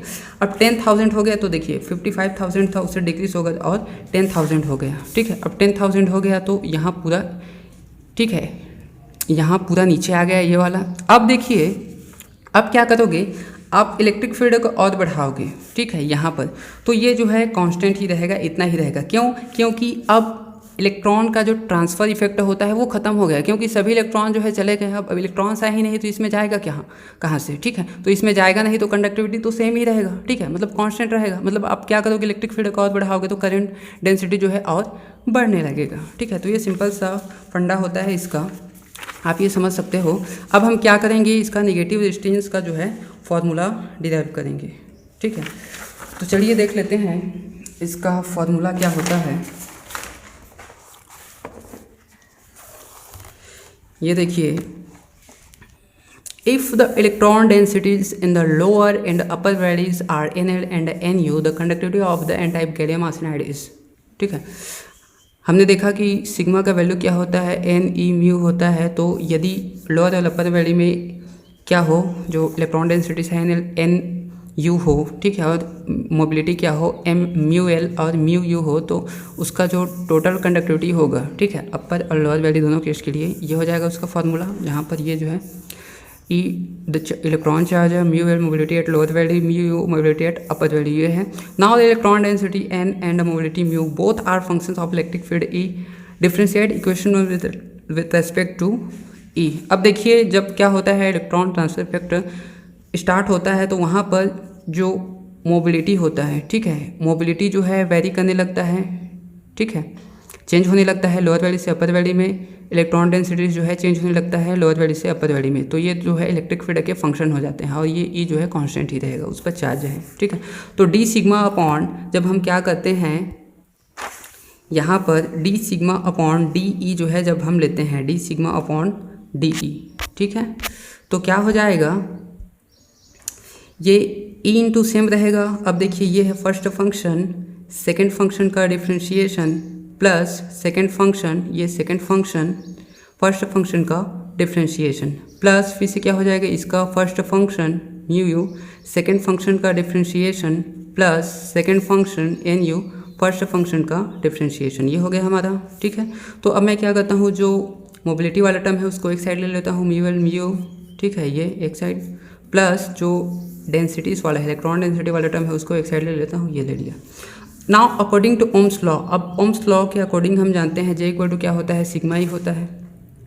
तो यदि इसका मैं क्या करूँ, फिर से इलेक्ट्रिक फील्ड के रिस्पेक्ट में जो है डिफ्रेंशिएशन करूँ, क्यों, क्योंकि ये इलेक्ट्रिक फील्ड का फंक्शन है, उसके अकॉर्डिंग चेंज हो रहा है। ठीक है, तो D J upon D E equal to क्या हो जाएगा, first function sigma into second function का डिफ्रेंशिएशन, सेकेंड फंक्शन का डिफ्रेंशिएशन, तो ई का ई के रिस्पेक्ट में डिफ्रेंशिएशन क्या होगा, 1 होगा, तो 1 plus second function E into first function का डिफ्रेंशिएशन क्या हो जाएगा, डी सिग्मा अपॉन डी ई हो जाएगा। अब यदि मैं क्या करता हूँ, ये जो इक्वेशन है मेरे पास, इसको सिग्मा से डिवाइड कर देता हूँ। ठीक है, तो 1 अपॉन सिग्मा इंटू ये हो जाएगा, इक्वल टू सिग्मा को सिग्मा से डिवाइड कर दूँगा तो 1 प्लस ई अपॉन सिग्मा होगा। यहाँ पर क्या मिलेगा हमें, ई अपॉन सिग्मा मिलेगा, डी सिग्मा अपॉन डी ई, तो ई अपॉन सिग्मा अब नीचे आ जाएगा इसके, ठीक है, मतलब इस वाले टर्म में मिलेगा ई अपॉन सिग्मा, तो ये नीचे आ जाएगा, तो D sigma upon D upon, ठीक है, ई अपॉन सिग्मा है वो सिग्मा अपॉन ई हो जाएगा, तो सिग्मा अपॉन ई हो गया। Clearly the condition for negative resistance is, ठीक है, अब इतना है। अब देखिए यहाँ पर जो मुझे डायग्राम मिला है, ठीक है, ये जो डी जे अपॉन डी ई है, यही क्या शो कर रहा है, नेगेटिव रेजिस्टेंस को जो है शो कर रहा है। और इसका वैल्यू हम किसके द्वारा निकाल सकते हैं, डी सिग्मा अपॉन डी ई में वेरिएशन की वजह से निकालते हैं। मतलब हमें नेगेटिव रेजिस्टेंस चाहिए तो हमें जो है पहले इसको जो है कैलकुलेट करना पड़ेगा, डी सिग्मा अपॉन डी ई, तो हमने ये कैलकुलेट कर लिया है, डी सिग्मा अपॉन डी ई। अब देखिए नेगेटिव रेजिस्टेंस जो है मुझे कैसे मिलेगा, मतलब डी जे अपॉन डी ई का वैल्यू मुझे नेगेटिव कब मिलेगा, 1 प्लस दिया है, ठीक है, तो इसका वैल्यू मैं क्या रखूं कि इस पूरे टर्म का वैल्यू जो है निगेटिव हो जाए। तो देखिए यदि मैं इसको -1 रखूँगा तो ये तो 0 हो जाएगा, तो -1 से क्या होना चाहिए, इसका वैल्यू जो है बड़ा होना चाहिए निगेटिव में। ठीक है, तो ये minus D sigma upon D E upon sigma upon E, इसका जो निगेटिव वैल्यू है ग्रेटर देन होना चाहिए 1 से, इस 1 से जो है ज़्यादा होगा, तभी इस पूरे का वैल्यू क्या मिलेगा, मुझे निगेटिव मिलेगा। ठीक है, और तब मुझे क्या मिल जाएगा, निगेटिव रेजिस्टेंस रीजन जो है मिल जाएगा, डी जे अपॉन डी ये वाला। ठीक है, तो ये निगेटिव रेजिस्टेंस रीजन जो है अचीव करने के लिए ये जो है क्या होता है, कंडीशन होता है। ठीक है, इसका निगेटिव वैल्यू कैसे मिलेगा, जब आप इसका जो निगेटिव वैल्यू है वो 1 से ज़्यादा रखोगे, 1 से इस 1 से ज़्यादा रखोगे इसका निगेटिव वैल्यू, तभी आपको ये पूरा जो टर्म है ये निगेटिव मिल पाएगा। तो ये हमारा था, ठीक है, VI characteristics of Gunn diode. इसके बाद हम देखेंगे RWH थ्योरी, और RWH थ्योरी से पहले हम देखेंगे गन डोमेन फॉर्मेशन। अब हम देखते हैं गन डोमेन फॉर्मेशन। तो देखिए ये जो डायग्राम आपको दिख रहा है, ये गन डोमेन होता है, ठीक है, ये कैसे बना, इसका फॉर्मेशन कैसे होता है ये हम अभी समझेंगे, ठीक है। इसको डाइपोल डोमेन भी कहा जाता है। तो देखिए, domain is a bunch of electrons when a DC bias of a value equal to or more than the threshold value is applied to a gun diode, the charge densities and the electric field within the sample becomes non-uniform. Due to this reason, domains bunch of electrons are created. तो देखिए, जो हमारे पास gun diode होता है उसमें हम क्या करते हैं, जब जो DC बायस होता है, ठीक है, उसको जब हम थ्रेशोल्ड वोल्टेज या फिर उससे ज़्यादा, ठीक है, जब बढ़ाते हैं वोल्टेज को, ठीक है, तो इसमें क्या होता है, इधर से देखिए इलेक्ट्रॉन्स जो है इस साइड जाकर जो है यहाँ पर एक्यूमुलेट होने लगते हैं, ठीक है। यहाँ पर इलेक्ट्रॉन्स का जो है ट्रैफिक जाम हो जाता है, मतलब चार्ज डेंसिटीज जो है यहाँ पर बढ़ जाता है, ठीक है। और ये जो सैंपल होता है ये नॉन यूनिफॉर्म हो जाता है, मतलब डेंसिटीज़ भी जो है अलग अलग हो जाती हैं और इलेक्ट्रिक फील्ड जो है इस रीजन में जो है अलग अलग हो जाते हैं, ठीक है, जिसकी वजह से जो है डोमेन फॉर्मेशन होता है, मतलब बंच ऑफ इलेक्ट्रॉन जो है यहाँ पर फॉर्म कर जाता है। तो पहले इसको हम अच्छे से समझ लेते हैं। देखिए, स्टार्टिंग में क्या होता है कि यदि मैं आपको शो करूँ कि यहाँ पर जो मेरा गैलियम आर्सेनाइड है, ठीक है, तो डोपिंग के दौरान क्या होता है, इनिशियली डोपिंग के दौरान, डोपिंग के प्रोसेस में क्या होता है इसको हम समझते हैं। आपको ये डोमेन जो है कंफ्यूज करता होगा, तो ये जो है आप इससे जो है आपका ये टॉपिक जो है पूरा क्लियर हो जाएगा। तो देखिए, इनिशियली क्या होता है, ये जो गैलियम आर्सेनाइड जो कंपाउंड होता है, ठीक है, इसमें क्या होता है, जो कैरियर्स होते हैं, ठीक है, चार्ज डेंसिटीज़ जो होती है, ठीक है, वो क्या होते हैं, नॉन यूनिफॉर्म होते हैं। मतलब इसमें जो नंबर ऑफ इलेक्ट्रॉन डेंसिटीज़ होती हैं, ठीक है, जो इलेक्ट्रॉन्स होते हैं वो क्या होते हैं, अलग अलग रीजन पर जो है वो अलग अलग होते हैं, ठीक है। मतलब कहीं पर इलेक्ट्रॉन्स जो है बहुत ज़्यादा मात्रा में प्रेजेंट रहते हैं, कहीं पर जो है कम रहते हैं, प्रेजेंट रहते हैं। तो जहाँ पर इलेक्ट्रॉन बहुत ज़्यादा प्रेजेंट रहते हैं वहाँ पर कंडक्टिविटी जो है अच्छी होगी, ठीक है। बाद में जब इलेक्ट्रिक फील्ड हम क्या करेंगे, अप्लाई करेंगे, तो वहाँ पर कंडक्टिविटी अच्छी होगी। लेकिन जहाँ पर इलेक्ट्रॉन्स जो है कम प्रेजेंट रहते हैं वहाँ पर जो, ठीक है, इसका जो रेजिस्टेंस होता है मटेरियल का वो क्या हो जाता है, वहाँ पर बढ़ जाता है। तो इनिशियली डोपिंग के दौरान क्या होता है, जैसे यदि मैं मानूँ यहाँ पर क्या है, मान लो नंबर ऑफ इलेक्ट्रॉन्स जो है इस रीजन में जो है बहुत कम है, ठीक है। गैलियम आर्सेनाइड में ये देखा गया कि जो डोपिंग कंसंट्रेशन होता है वो जो है क्या होता है, नॉन यूनिफॉर्म होता है, मतलब एक समान नहीं रहता है। कहीं पर इलेक्ट्रॉन्स जो है ज़्यादा होते हैं या कैरियर्स जो है ज़्यादा होते हैं और कहीं पर जो है कम होते हैं। तो मान लेता हूँ यहाँ पर इनिशियली जो है नंबर ऑफ इलेक्ट्रॉन्स जो है कम है, मतलब यहाँ पर रेजिस्टेंस जो है क्या होगा, ज़्यादा होगा। और यहाँ पर जो है इलेक्ट्रॉन्स जो है सफिशिएंट मात्रा में जो है प्रेजेंट है। तो डोपिंग के दौरान क्या होता है, यहाँ पर क्या होता है, अब देखिए, अब यहाँ पर जो है इलेक्ट्रॉन जो है सफिशिएंट मात्रा में प्रेजेंट है, यहाँ पर जो है कम है। तो हम क्या करते हैं, जब ये डोपिंग के दौरान हो गया इतना, ठीक है, कहीं पर क्या हो गया, इलेक्ट्रॉन जो है कम प्रेजेंट है, कहीं पर इलेक्ट्रॉन जो है बहुत ज़्यादा प्रेजेंट है, ठीक है, नॉन यूनिफॉर्म जो है ये बन गया डोपिंग के दौरान। लेकिन अब क्या करते हैं, जब हम इसको जो है इस वोल्टेज सप्लाई देते हैं, डीसी बायस जब हम अप्लाई करते हैं तो एक वोल्टेज की सस्टेन वैल्यू पर, ठीक है, यहाँ पर क्या आ जाता है, जो यहाँ पर जो सफिशिएंट इलेक्ट्रॉन्स होंगे वो क्या करना चाहेंगे, यहाँ पर जो कम इलेक्ट्रॉन्स हैं इसको जो है, ठीक है, स्टेबल करने के लिए, ठीक है, यहाँ पर जो है क्या हो जाएंगे, ये जो है ये इलेक्ट्रॉन्स जो हैं बहुत ज़्यादा है, यहाँ पर इलेक्ट्रॉन्स जो है डोनेट कर देंगे, ठीक है, ये डोनर हो जाएंगे। तो डोनेट करेंगे तो यहाँ पर पॉजिटिव चार्ज आ जाएगा कुछ, ठीक है। और यहाँ पर जहाँ पर इलेक्ट्रॉन्स जो है जाएगा, यहाँ पर इलेक्ट्रॉन्स की कमी थी पहले, तो अब यहाँ पर जो इलेक्ट्रॉन्स आ जाते हैं तो इससे क्या हो जाता है, यहाँ पर जो है इलेक्ट्रॉन्स आ जाते हैं, मतलब निगेटिव चार्ज आ जाता है, ठीक है।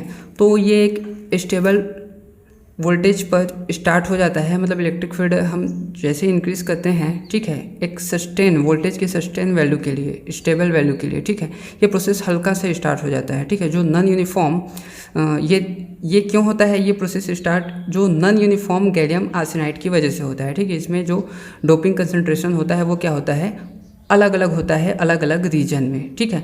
तो अब यहाँ पर देखिए, जब हम क्या करते हैं, इलेक्ट्रिक फील्ड को जब हम और बहुत ज़्यादा जो है इंक्रीज़ करते हैं, थ्रेशोल्ड वैल्यू से जो है ज़्यादा बढ़ा देते हैं ETH को, तो अब यहाँ पर क्या होगा, देखिए यहाँ पर जो इलेक्ट्रॉन्स आए, ठीक है, तो यहाँ पर अब बहुत सारे इलेक्ट्रॉन्स जो है प्रेजेंट हो जाते हैं, ठीक है। इसकी पहले क्या थी, रेजिस्टेंस ज़्यादा था, कम इलेक्ट्रॉन्स थे, ठीक है। तो सस्टेन वैल्यू पर इलेक्ट्रॉन्स जो है कुछ यहाँ पर आए, ठीक है, स्टेबल करने के लिए। तो जिससे इधर क्या आ गया, पॉजिटिव चार्ज आ गया और इधर क्या आ गया, निगेटिव इलेक्ट्रॉन्स आ गए, निगेटिव चार्ज आएगा। तो अब इलेक्ट्रिक फील्ड ज़्यादा बढ़ाऊंगा तो यहाँ पर क्या हो जाता है, और बहुत सारे इलेक्ट्रॉन्स जो है क्या हो जाते हैं, एक्यूमुलेट हो जाते हैं। ठीक है, मतलब यहाँ पर इलेक्ट्रॉन्स का जो है ट्रैफिक जाम हो जाता है। ठीक है, बहुत सारे, क्योंकि यहाँ पर पहले रेजिस्टेंस बहुत ज़्यादा था। ठीक है, तो इलेक्ट्रॉन्स यहाँ पर प्रेजेंट हो जाते हैं और इस साइड क्या हो जाता है, पॉजिटिव चार्ज जो है यहाँ पर जो है और जनरेट हो जाता है। ठीक है, पॉजिटिव चार्ज। तो इस कारण ये क्या होता है, जो बंच ऑफ इलेक्ट्रॉन्स यहाँ पर मिलता है, जो ट्रैफिक जाम यहाँ पर इलेक्ट्रॉन्स का होता है, उसको ही क्या कहा जाता है, डोमेन कहा जाता है। ठीक है, और ये जो होता है जब पूरा डोमेन फॉर्मेशन कंप्लीट हो जाता है, मतलब जितना इलेक्ट्रॉन्स यहाँ से जाना था यहाँ पहुँच गए। ठीक है, ट्रैफिक जाम जितना होना था हो गए, तो उसके पश्चात क्या हो जाता है, ये डोमेन जो है आगे बढ़ने लगता है। तो डोमेन का फॉर्मेशन जो है नियरली कैथोड के नज़दीक में ही होता है, ये कहा जाता है। ठीक है, और ये जब फॉर्म हो जाता है तो ये जो है इस तरह से आगे बढ़ते जाता है और यहाँ पर एनोड पर आकर ये क्या हो जाता है, ख़त्म हो जाता है। ठीक है, तो इसको डाइपोल डोमेन भी क्यों कहा जाता है, क्योंकि यहाँ पर देखिए ये नेगेटिव चार्ज है, यहाँ पर ये पॉजिटिव चार्ज है। ठीक है, तो ये जो है डाइपोल की भांति बिहेव करता है। ठीक है, या फिर ये कहूँ कि एक कैपेसिटर प्लेट जो होता है, ठीक है, एक प्लेट के एक साइड में क्या होगा, नेगेटिव चार्ज का एक्यूमुलेशन होगा, दूसरे साइड पॉजिटिव चार्ज का, तो एक कैपेसिटर प्लेट की भांति जो है बिहेव करने लगता है। ठीक है, तो ये जो है इसको डाइपोल डोमेन भी कहा जाता है। तो डोमेन का फॉर्मेशन क्यों होता है यदि आपको पूछा जाए तो इसमें क्या हो जाता है, जो डोपिंग के दौरान इसमें जो नॉन यूनिफॉर्म, ठीक है, इलेक्ट्रॉन डेंसिटीज जो होता है उसकी वजह से होता है, और उसकी वजह से इलेक्ट्रिक फील्ड भी जो है क्या होगा, अलग अलग होता है, अलग अलग रीजन में। ठीक है, यहाँ पर इलेक्ट्रिक फील्ड जो है ज़्यादा ड्रॉप होता है, क्योंकि पहले यहाँ पर क्या थे, नंबर ऑफ इलेक्ट्रॉन जो है, ठीक है, कम थे, रेजिस्टेंस ज़्यादा था, तो रेजिस्टेंस ज़्यादा था तो इलेक्ट्रिक फील्ड क्या होगा, यहाँ पर वोल्टेज ड्रॉप क्या होगा, उतना ही ज़्यादा होगा, मतलब इलेक्ट्रिक फील्ड यहाँ पर उतना ही ज़्यादा होगा। ठीक है, तो इस तरह से वोल्टेज ड्रॉप ज़्यादा होने की वजह से यहाँ पर इलेक्ट्रॉन का जो है एक्यूमुलेशन जो है बहुत ज़्यादा बढ़ जाता है, जिसे डोमेन कहा जाता है, बंच ऑफ इलेक्ट्रॉन्स। तो इसके हम कुछ फीचर्स देख लेते हैं, वो है क्या। पहला, domain start to form whenever the electric field in a region of the sample increases above the threshold value and after formation there. ठीक है, तो डोमेन फॉर्मेशन कब स्टार्ट होता है, जो बंच ऑफ इलेक्ट्रॉन्स का फॉर्म होना कब स्टार्ट होता है, जब इलेक्ट्रिक फील्ड जो है थ्रेशोल्ड वैल्यू से जो है आगे बढ़ाया जाता है। ठीक है, दूसरा, if additional voltage is applied to the diode the domain will increase in size and absorb more voltage. ठीक है, अब देखिए जब हम इसमें एडिशनल वोल्टेज जो है सप्लाई करेंगे, जैसे कि कौन सा वोल्टेज हम सप्लाई करते हैं, आरएफ वोल्टेज जो है सप्लाई करते हैं, एसी वोल्टेज। ठीक है, एडिशनल वोल्टेज यदि हम सप्लाई करें तो ये जो डोमेन है, ये इसका फॉर्म भी जो है क्या हो जाएगा, इसका साइज भी जो है क्या हो जाएगा, बढ़ जाएगा, और ये जो है उतना ही ज़्यादा फिर वहाँ पर वोल्टेज जो है ड्रॉप होगा। ठीक है, the domain disappears after reaching the anode और in the midway if the field drops to a value less than sustain field value is. ठीक है, तो यहाँ पर देखिए ये डोमेन जो है, एक तो कुछ कंडीशन में, ठीक है, डायरेक्ट एनोड पर जाने के बाद जो है डिसअपियर हो जाते हैं। ठीक है, ख़त्म हो जाते हैं यहाँ पर पहुँचने के बाद, और कुछ कंडीशन में क्या हो जाते हैं, ये बीच में ही जो है ख़त्म हो जाते हैं। इसको हम मोड्स ऑफ ऑपरेशन में देखेंगे। ठीक है, क्या होना चाहिए, जब इसका वैल्यू जो है सस्टेन फील्ड वैल्यू से ई से जो है कम होता है। ठीक है, फोर्थ क्या हो जाएगा, decreasing the field slightly lower than the threshold value can prevent the formation of new domain. कभी कभी क्या होता है कि जब थ्रेशोल्ड वैल्यू से हम नीचे उसको डिक्रीज कर देते हैं, ठीक है, तो वो उस टाइम जो है डिसअपियर तो हो जाएगा, लेकिन उसके बाद क्या हो जाएगा, न्यू डोमेन का फॉर्मेशन जो है स्टार्ट हो जाता है। लेकिन आपको ध्यान ये रखना है कि एक टाइम में केवल एक ही डोमेन जो है चलता रहेगा। जब दूसरा डोमेन जो है गायब होगा, ठीक है, चाहे वो मिड वे में हो या फिर पूरा यहाँ एनोड पर पहुँचने के बाद हो, उसके बाद ही जो है न्यू डोमेन का फॉर्मेशन होता है। The domain length is inversely proportional to the doping concentration. ठीक है, अब डोमेन लेंथ, जो डोमेन का लेंथ है वो क्या होगा, इन्वर्सली प्रोपोर्शनल होगा डोपिंग कंसंट्रेशन से। मतलब जितना ज़्यादा डोपिंग कंसंट्रेशन होगा उसका लेंथ जो है उतना ही कम होगा, या फिर जितना कम डोपिंग कंसंट्रेशन होगा डोमेन का लेंथ जो है उतना ही बढ़ेगा। ठीक है, तो अब हम देख लेते हैं RWH थ्योरी जो है क्या कहता है। अब हम देखेंगे पॉइंट 8 जो है रिडले वॉटकिंस हिल्सम RWH थ्योरी। ठीक है, तो RWH थ्योरी जो है ये निगेटिव रेजिस्टेंस रीजन जो है, ठीक है, जो 3 to 5 ग्रुप के कंपाउंड्स होते हैं उनमें डेवलप करने के लिए जो है दिया गया था मेन। इसके जो है 2 कॉन्सेप्ट होते हैं, एक तो होता है डिफरेंशियल नेगेटिव रेजिस्टेंस और एक होता है टू वैली मॉडल थ्योरी। तो चलिए इसको समझ लेते हैं पहला पॉइंट को। The fundamental concept of RWH theory is the NDR developed in a bulk solid state 3 to 5 compound when either a voltage or a current is applied to the terminal of the sample। जब हम क्या करते हैं, Gunn diode के दोनों terminal में voltage source या current source जो है अप्लाई करते हैं, ठीक है, तो उसमें जो नेगेटिव रेजिस्टेंस रीजन जो मिलता है, ठीक है, उसको जो है डेवलप करने के लिए, ठीक है, ये जो RWH थ्योरी है ये जो है बताया गया, ठीक है। There are two modes of NDR devices, जो नेगेटिव डिफरेंशियल रेजिस्टेंस डिवाइसेस हमारे पास होते हैं, ठीक है, उनमें क्या होता है, वो जो है दो मोड पर जो है वर्क करता है। एक होता है वोल्टेज कंट्रोल्ड मोड और एक होता है करंट कंट्रोल्ड मोड। मतलब एक मोड में क्या होगा कि डिवाइस को जो है वोल्टेज कंट्रोल करता है और एक मोड में क्या होता है, डिवाइस को जो है करंट कंट्रोल करता है, ठीक है। तो ये आगे आप देखेंगे, इसको मैं बताता हूँ डायरेक्ट।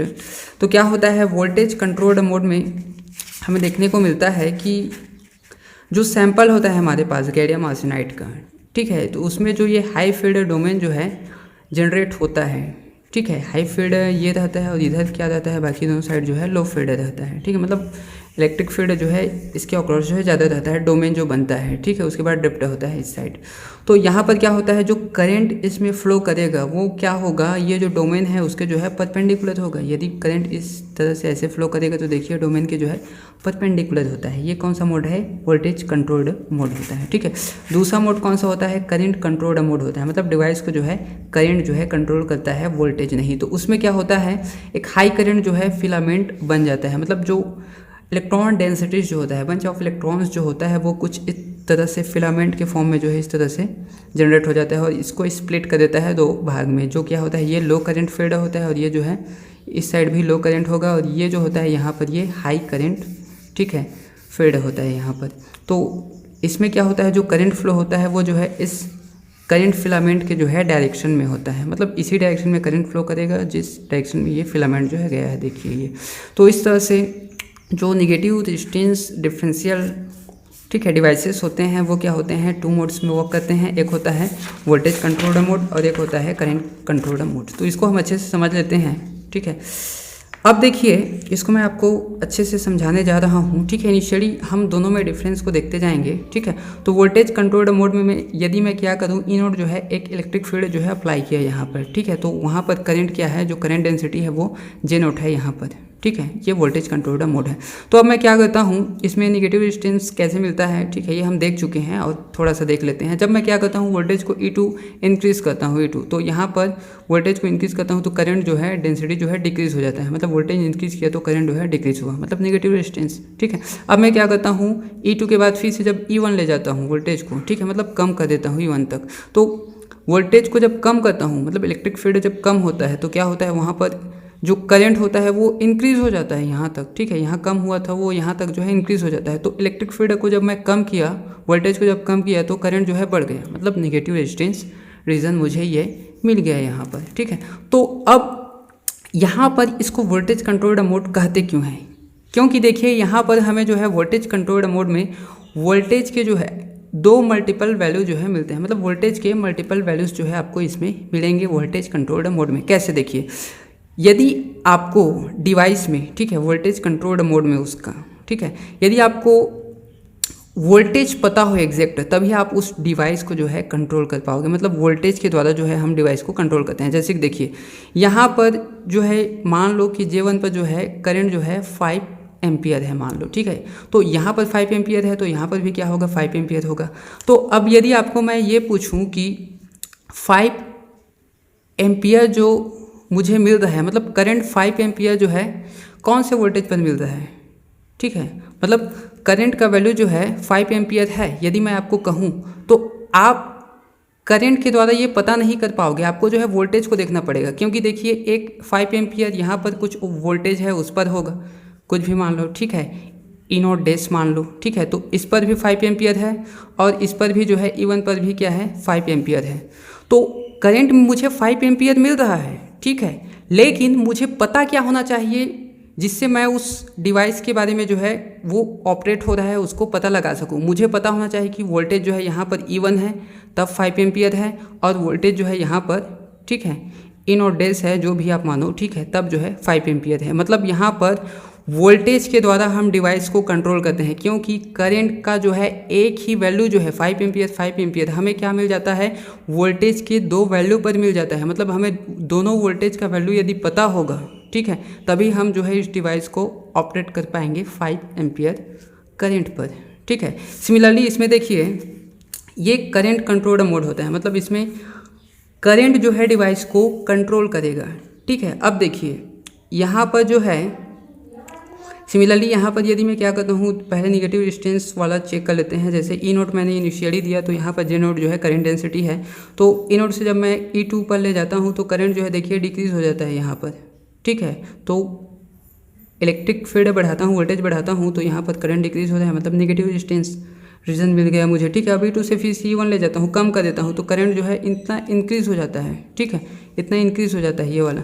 तो यहाँ पर क्या हो गया, फिर से नेगेटिव रेजिस्टेंस रीजन जो है मिल गया, ये हम जानते हैं, ठीक है। अब हम देखते हैं कि ये करंट कंट्रोल्ड मोड कैसे होता है, क्योंकि यहाँ पर देखिए एक ही वोल्टेज पर मुझे दो करंट मिल रहे हैं, देखिए ये वाला, ठीक है। यहाँ पर सेम करंट है ये वाला, मतलब यहाँ पर करंट कुछ अलग है, यहाँ पर करंट कुछ अलग है, लेकिन वोल्टेज तो एक ही है। तो यदि मुझे E1 वोल्टेज पता है तो मैं नहीं पता कर सकता कि इसका करंट कितना है, ठीक है।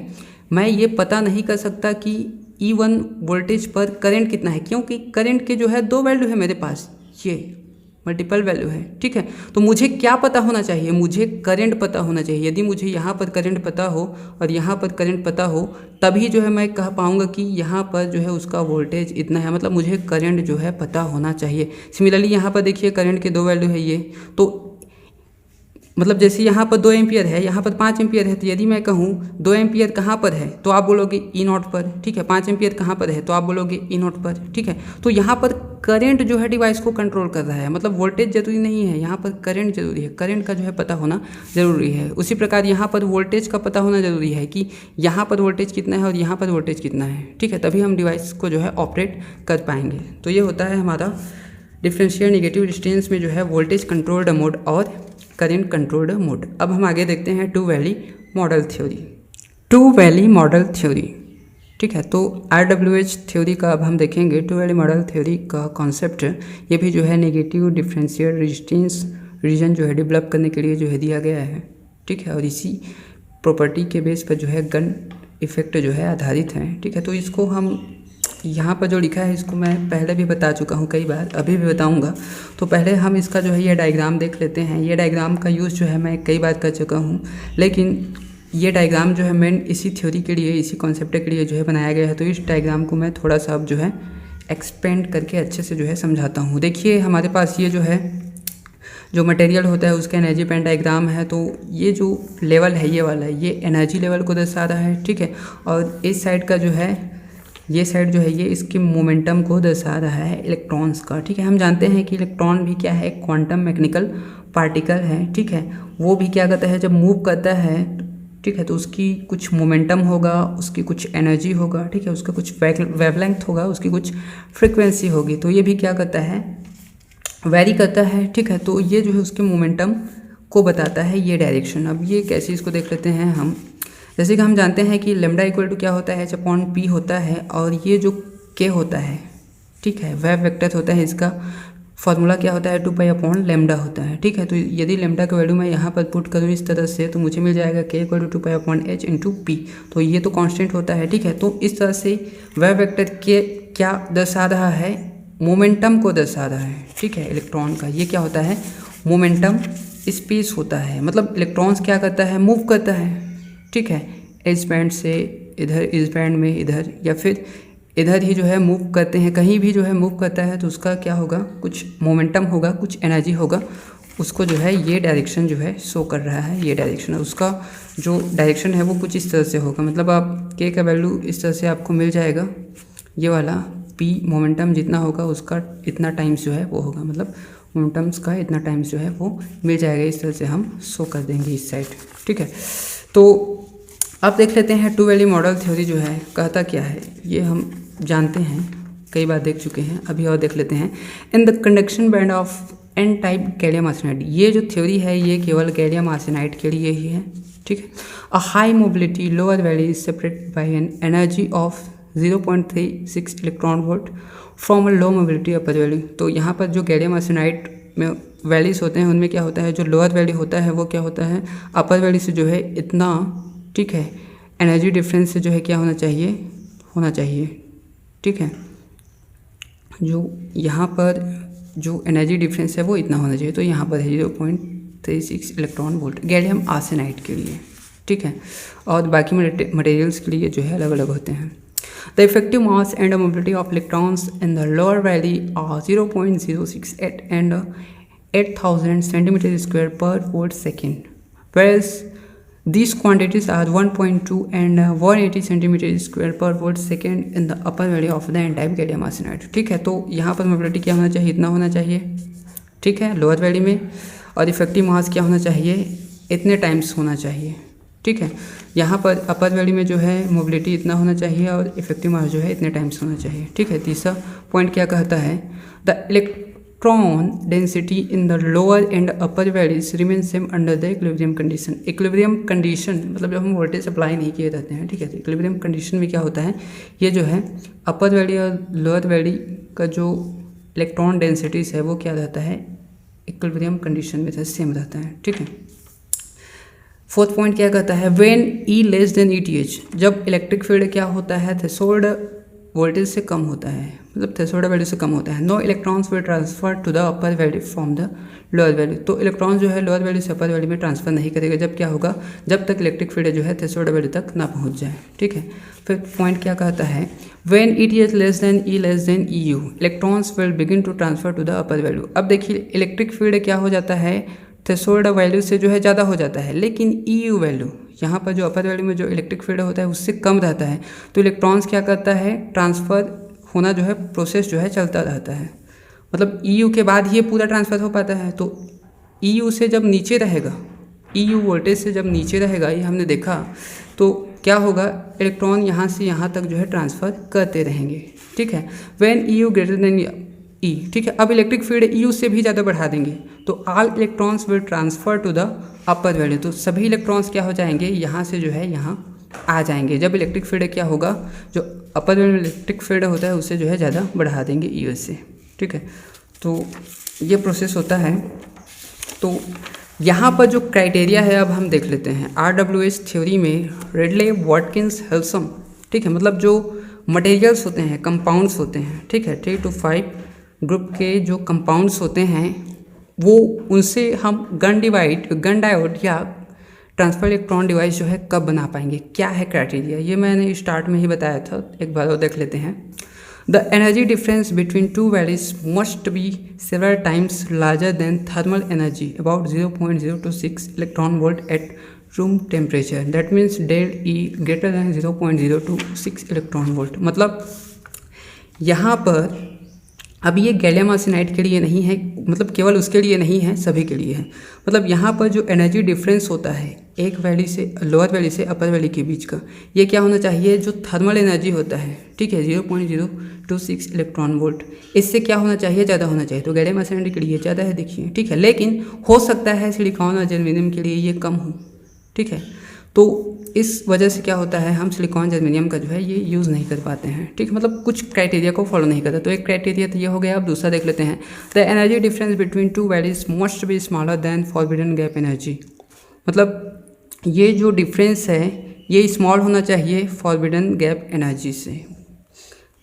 देखिए गैलियम आर्सेनाइड के लिए ये स्मॉल है यहाँ से, ठीक है, तो ये फॉलो करता है, सेटिस्फाई करता है। तो इस ऐसे बहुत से सभी कंपाउंड जो है जो फॉलो करेंगे इनको, उनसे उनका जो है यूज़ किया जा सकेगा। Electrons in lower value must have a higher mobility and a smaller effective mass than that of upper value. Electrons के पास लोअर वैल्यू में क्या होना चाहिए, हायर मोबिलिटी होना चाहिए और लोअर इफेक्टिव मास होना चाहिए। अपर वैल्यू में क्या होना चाहिए, हायर इफेक्टिव मास होना चाहिए और लोअर मोबिलिटी होनी चाहिए। तो गैलियम आर्सेनाइड में ये है, ठीक है। तो गैलियम आर्सेनाइड इन तीनों क्राइटेरिया को जो है फॉलो कर रहा है। इंडियम फास्फाइड, गैलियम नाइट्राइड, ये सब जो है फॉलो करते हैं। लेकिन सिलिकॉन और जर्मेनियम जो है इनमें से कुछ क्राइटेरिया को जो है फॉलो नहीं कर पाते, इस कारण उनका जो है यूज़ हम गन डायोड या ट्रांसफर्ड इलेक्ट्रॉन डिवाइस जो है बनाने के लिए नहीं कर सकते। ठीक है, तो ये था हमारा 2LE मॉडल थ्योरी। आगे के लेक्चर में हम गन डायोड का मोड्स ऑफ ऑपरेशन देखेंगे। इसका एडवांटेज और डिसएडवांटेज और एप्लीकेशन भी आप राइट करने के लिए देख सकते हो इस तरह से, ये वाला। Thanks for watching the video.